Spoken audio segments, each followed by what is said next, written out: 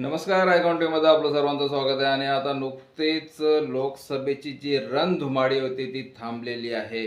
आणि फक्त तीच नाही थांबली, तर त्यांचे जे कार्यालय होते ते देखील आता कार्यकर्त्यांविना एकटे पडलेले आहेत. एका डुक्का सोडला तर त्या कार्यालयामध्ये, त्या पक्ष कार्यालयामध्ये आता कोणीही दिसत नाहीये.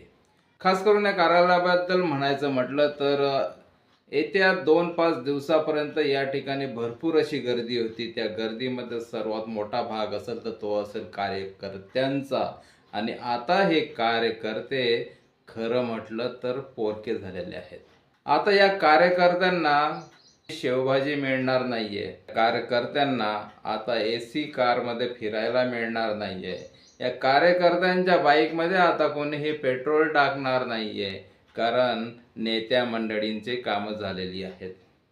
त्यांचा रिझल्ट काय लागायचा आहे तो पुढच्या महिन्यामध्ये लागणारच. कार्यकर्ते पोरके झालेले आहेत आणि कार्यकर्त्यांना आता नवीन जॉब, नवीन जॉब तो याच्यासाठी की जसं लोकांना मोठमोठाली आश्वासनं दिली जातात तसंच कार्यकर्त्यांना देखील मोठमोठाली आश्वासनं देण्यात येतात. आणि या आश्वासनाला बळी पडून कार्यकर्ते एकतर मोठी रजा टाकतात, नाहीतर असलेला जॉब तरी सोडून देतात, कारण त्यांची महिन्याभराची 15 दिवसाची व्यवस्था कार्यालयातून झालेली असते. मात्र आता त्यांना नवीन जॉब शिवाय दुसरा पर्याय उरलेला नाही. कार्यकर्त्यांना एवढं देखील कळत नाही की ज्या कार्यालयात ते जातात, उठतात, बसतात, पाणी पितात, जेवण करतात आणि तिथून राजकारण्यांच्या मागे फिरतात, त्या ठिकाणी काम करणारे मात्र पगारी असतात. तिथला ऑपरेटर असेल, तिथला प्यून असेल, तिथला मॅनेजर असेल, तिथला सफाईवाला असेल, या प्रत्येकाला पगार मिळत असतो आणि यापैकी कोणीही कार्यकर्ता नसतं. प्रत्येकाला त्या ठिकाणी पगार मिळत असतो आणि ते पगारावर काम करत असतात. फुकटामध्ये तो असतो तो फक्त कार्यकर्ता. बऱ्याच कार्यकर्त्यांना मी जातीनं ओळखतो. त्याचे वडील देखील कार्यकर्ते होते. त्यांच्या हातात काहीच नाही मिळालं आणि आज त्यांचे मुलं देखील कार्यकर्तेच आहेत आणि ते देखील तसेच फिरत आहेत. मंत्र्याचा पोरगा मंत्रीच होतो, आमदाराचा पोरगा आमदारच होतो, खासदाराचा पोरगा खासदारच होतो. आणि मात्र या ठिकाणी एक आपल्याला दुविधाबाज बघायला मिळतोय, तो असा की कार्यकर्त्याचा मुलगा देखील कार्यकर्ताच. का म्हणून हे लोक शिकायला तयार नाहीयेत, का म्हणून हे सुधारायला तयार नाहीयेत. नेते मंडळी आश्वासनाखेरीज दुसरं काहीही देत नाही. जसे इलेक्शन जवळ असतात तसं ते कार्यकर्त्यांना आपल्या मायबाप समजतात, आपला सगळा भाऊबंद समजतात, आपल्या मुलाप्रमाणे वागवतात आणि तुमच्यामुळेच आम्ही असं काही आहोत असं मोठमोठाले प्रलोभन देऊन यांना आपल्या जाळ्यात ओढतात. मात्र जसा रिझल्ट लागतो तेवढी मिरवणूक सोडली तर कार्यकर्त्यांना कार्यालयात पाण्याला देखील कोणी विचारत नसतं.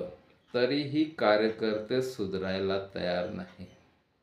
याच्यावर मित्रांनो, ह्याच्याने घर चालत नसतं.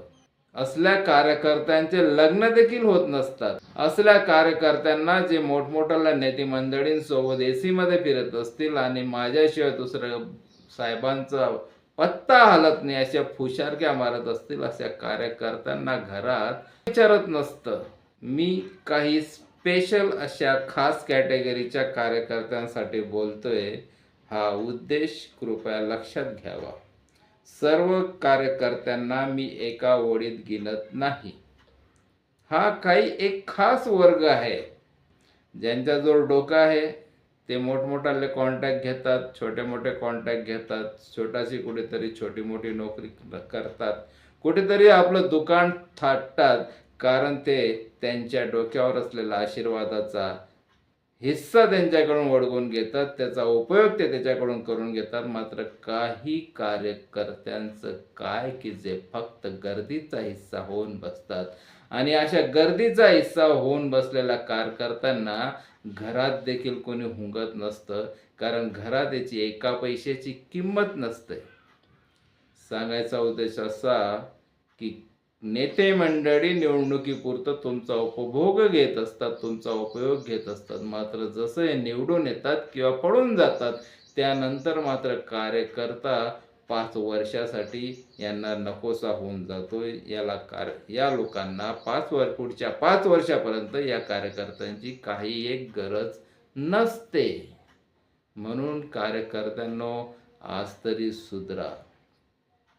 याचं सर्वात मोठं एक उदाहरण देईल पानसरे प्रकरण. काही वर्षापूर्वी त्यांची हत्या झाली आणि त्या हत्येला कारणीभूत असलेले जे तिघ जे कार्यकर्ते होते, ज्यांच्या कानपिचक्या झालेल्या होत्या, ज्यांनी आपल्या नेता मंडळीवर विश्वास ठेवून बंदूक हातात घेतलेली होती आणि मात्र ज्यावेळेस त्यांना शिक्षा झाली त्यावेळेस कुठलाही नेते मंडळी त्यांच्या सोबत नव्हती.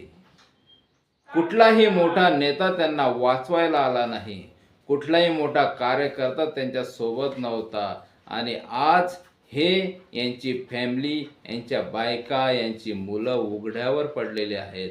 सांगायचा उद्देश एवढाच की कार्यकर्त्याचा फक्त वापर केला जातो. त्याच्या शेवटच्या वेळेस किंवा त्याच्या अडचणीच्या काळात हे लोक साथ देत नसतात. म्हणून कार्यकर्त्यांनो, आता तरी सुधरा. वेळ अजून गेलेली नाहीये.